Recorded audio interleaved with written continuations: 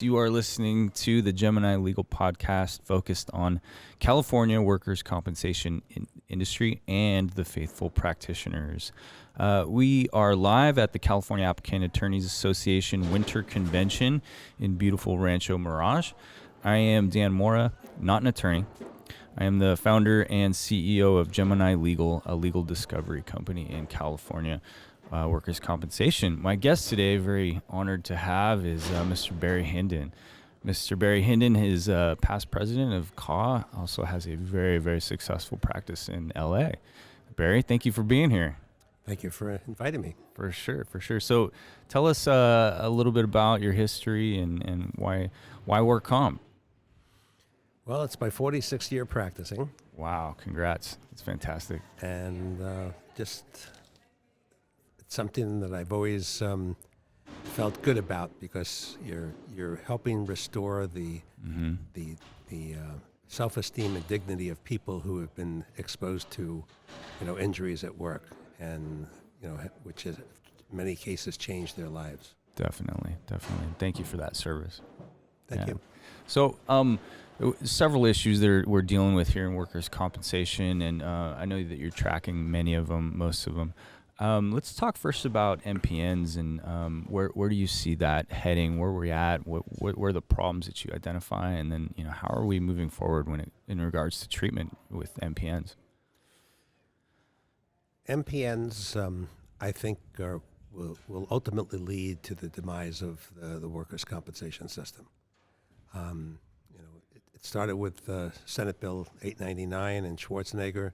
He's the one that Governor Schwarzenegger established in the bill that MPNs could be, each insurance company or employer, self-insured employer, could have their own medical provider network of doctors. The original, I think, intent was clearly medical control. But what's gotten to the point is that the control has led to denial of benefits, denial of medical, and even fraud. Gotcha. Yeah, there's a couple concerns. The doctors being kicked out of MPNs. Doctors, first of all, it was difficult for doctors to get into MPNs if they had a history of doing applicant work, treating the injured worker. A lot of them were refused, entry into the MPNs. And a lot of them ultimately left the system as a result of it. And it gave the insurance companies the opportunity to basically handpick their doctors, and obviously they're going to pick the doctors that don't request a lot of treatment. And it's gotten to the point that even if the doctors do request treatment, in many cases, if not most cases, it's denied through what they call utilization review, which is a doctor working for the insurance company who does not examine the injured worker, knows nothing about the injured worker, and is only just looking at a request for authorization for treatment that was prepared and written by the treating doctor. And overwhelming majority of those utilization review requests are denied. And we have found in many cases that a doctor never even saw the request for authorization. It's some other, they may sign off on it, but it's somebody in the UR department who is a non-doctor, maybe a physician's assistant, and maybe a secretary, is just basically, ultimately just denying arbitrarily the treatment. Right, and there's an incentive problem that we have as well with UR. Is that right? Tremendous incentive problem. The incentive problem is that the doctors are afraid to request a lot of treatment, because if they do that, they're just going to be labeled as being too liberal and being kicked out of the MPN. And that's a big problem. We've lost a lot of good doctors who just have left the workers' compensation system because they just won't compete under those rules and grounds. And the existing doctors are given an incentive almost to deny treatment. Is that true? Yes, the legislature actually in 2016, Senate Bill 1160 pointed out the fact that that there was clearly awareness on the part of the legislature, otherwise they wouldn't have drafted this bill and approved it, and it was signed by Governor Brown, that there was evidence that utilization review doctors were getting paid commissions by the insurance company based upon the amount of money they were saving the insurance company by denying medical care. Wow. That's outright fraud. Yeah. Has that been investigated? To my understanding, no. Wow. This was even brought to the attention of the Attorney General of California, and in fact, I had a personal meeting with him, and asked me to put it in writing. I put it in writing to him, and that he would get back to it. Never heard from him again. Wow. Wow. How do we address that? I mean, do we leave it to the Attorney General, or is there other ways we can combat and expose these things that are completely opposing of the system, the benefit delivery system? I think it's a matter for the district attorney's office, and because if there really are commissions and kickbacks being paid, then I think that would be the jurisdiction of the district attorney to file on it.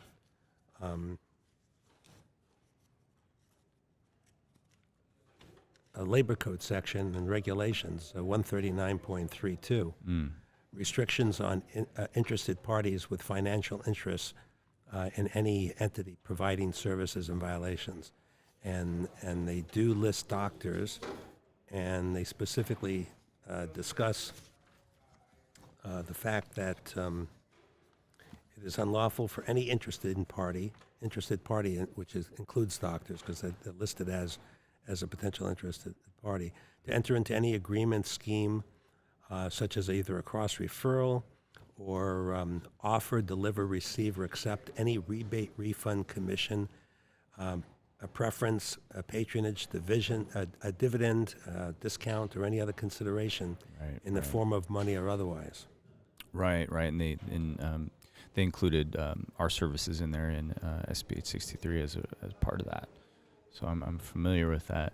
So that's a district attorney. The same conclusion that we came to when we were looking at that is the district attorney has to step in according to that rule right there.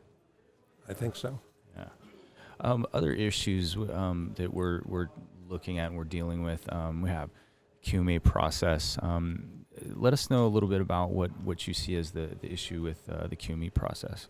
Okay, well, prior to Senate Bill 899, each side, the applicant, defense side, had the opportunity of hiring their own qualified medical evaluator for them to issue a report, do an examination, issue a report, and that basically would become the expert witness on behalf of each side, and which is very consistent with what happens in a normal civil or criminal trial, where both sides have the opportunity to obtain expert witnesses.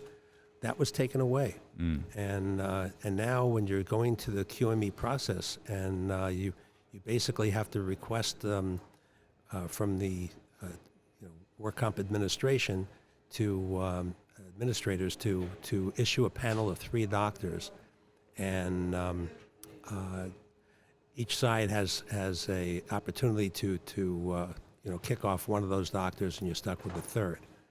And it's very similar to the arbitration system that we have in civil court, where if you're requesting arbitration on a matter, you get the names of 3 arbitrators, and each side can,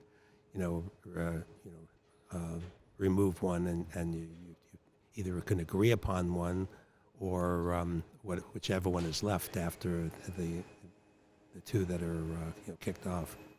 But what has happened is, under the old system, when each of us had the opportunity to get our own QME, then it put it in the hands of the judge, and the judge to make a determination whether he or she felt one report was more credible than the other one.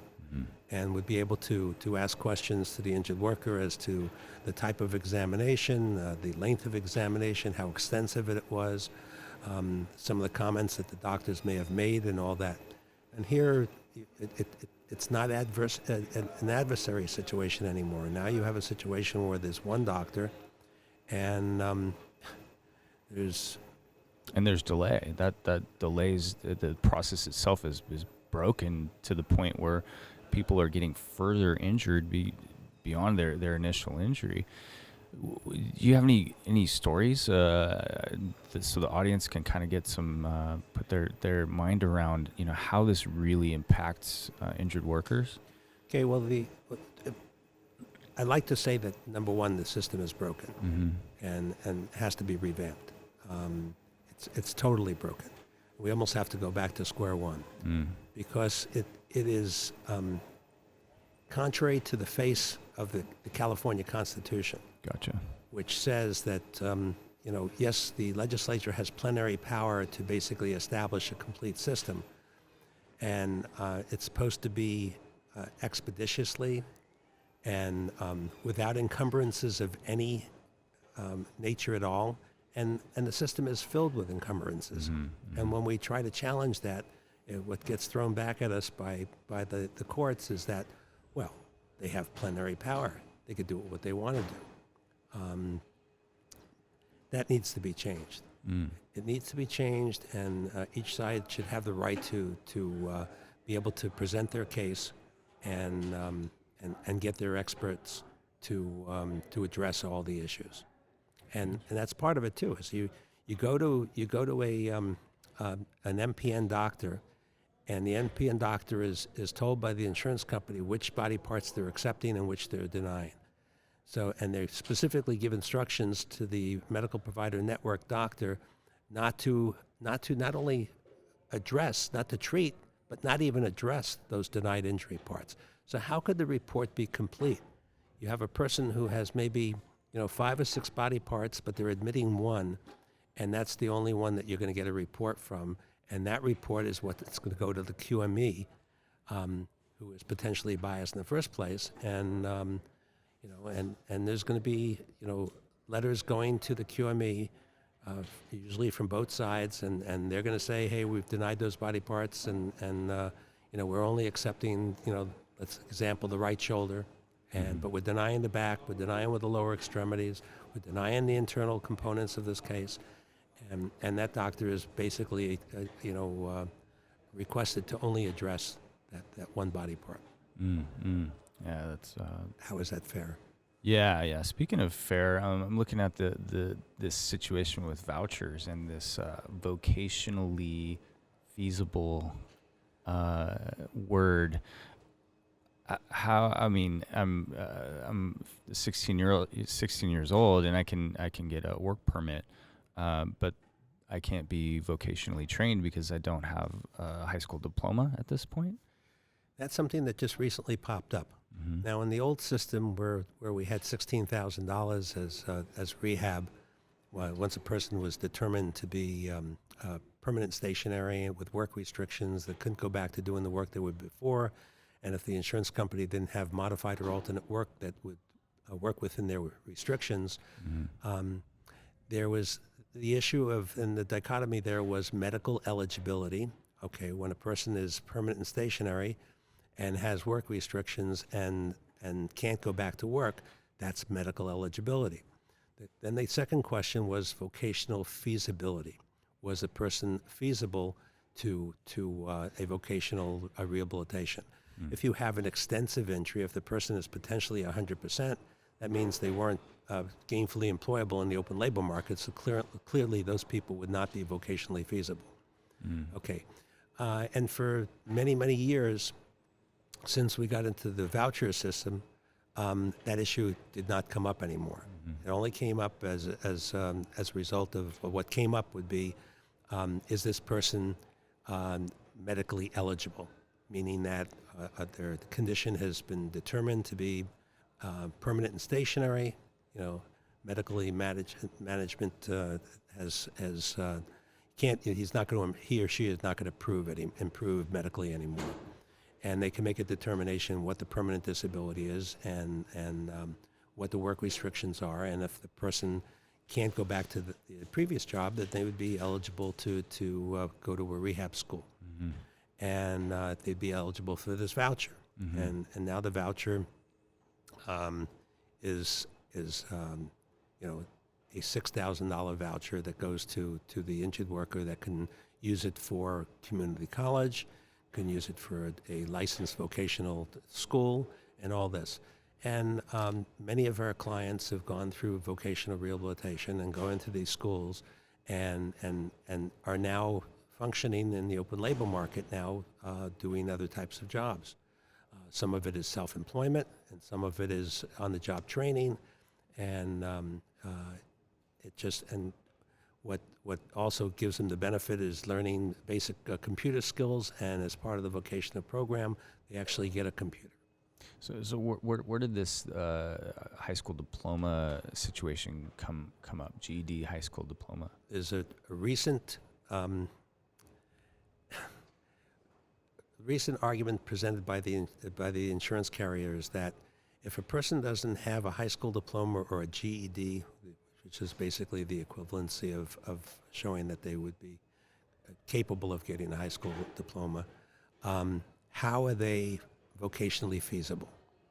Okay, so they're going into the education code, and they found this in the education code that there is a proficiency test that these rehab schools could give to a person, and if they pass that proficiency test, that would show that they could benefit from a rehab program.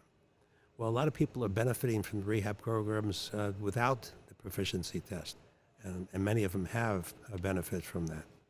So, but the insurance companies have taken a position that if the rehab school doesn't give them the proficiency test, and they don't have the diploma or the GED equivalency, then the school is basically committing fraud and taking money, cashing the vouchers, and getting paid from the insurance company. And one of them just recently came to me, one of the schools, that insurance company is seeking $6 million in restitution on vouchers that they had paid. Now this is after a situation where we've been fighting to get the vouchers. In many cases, the doctor that is being controlled by the insurance company refuses to fill out the form that makes them vocationally eligible. And and we've been going to court on those, and we've actually been getting attorney's fees and sanctions on a number of those cases, because the judges are siding with us, because clearly the insurance companies are not doing what they're supposed to be doing, nor their doctors, and they know that they control the doctors, so they're basically controlling the outcome. So let me get this straight. There's some schools that are under scrutiny for not having this test, this vocationally feasible. It's not a vocational feasible test. It's a educationally feasible, or an education-based feasibility. So, how is that? That doesn't make sense to me. Like I said, you could be 16 years old, get a work permit, may not be able to pass the GED, but I'm being denied.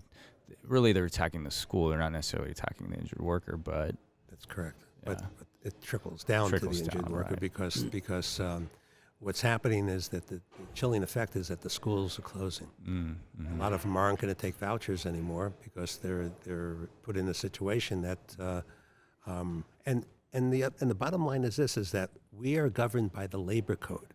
We are not governed by the education code. Gotcha. Okay, so there are provisions in the labor code that refer back to the insurance code. 1871.4 of the insurance code, any material representation for the purpose of obtaining or denying benefits is fraud. Okay, that is built into the labor code. It's been codified. So, but now they're bringing up this education code, and nowhere does that exist within the labor code. Wow. The shenanigans are endless. Just another roadblock that they're putting up to basically deny benefits to injured workers. And if the school's closed, we can't get the vouchers, or if we get a voucher, there's no place they could use. Then they say, well, they can go to college. Okay. So, we all have this fire in our belly to fight for what's right, and especially, obviously, we're in the industry of helping injured workers.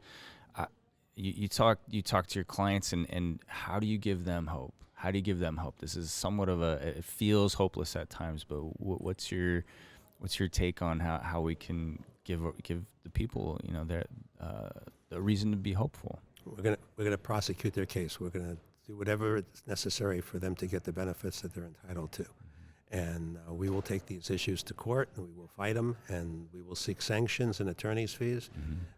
And we, on a number of cases, we've been awarded sanctions and attorney's fees against the insurance company for these frivolous denials on their part. Does that effort, not just by you, but then giving that path to your partners and your peers, that should get the pendulum moving in the other direction? At least that's the idea. Is that right? We're hoping. Yeah. Okay.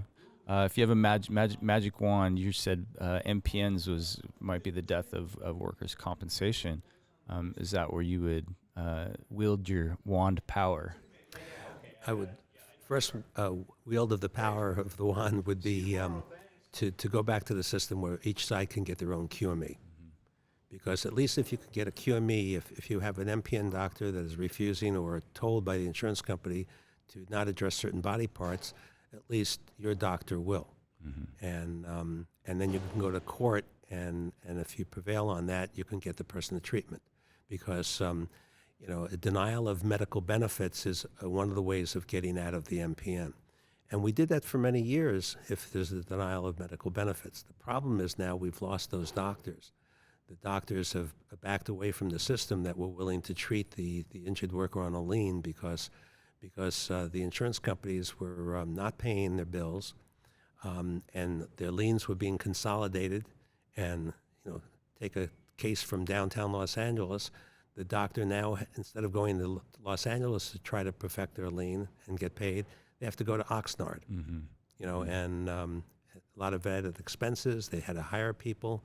And the reality is that most of the lien claimants, the people that representing the doctors, especially for somebody from their own office, really are at a disadvantage against a accomplished defense attorney who will go there in front of the judge. And most of the judges don't want to be bothered with it.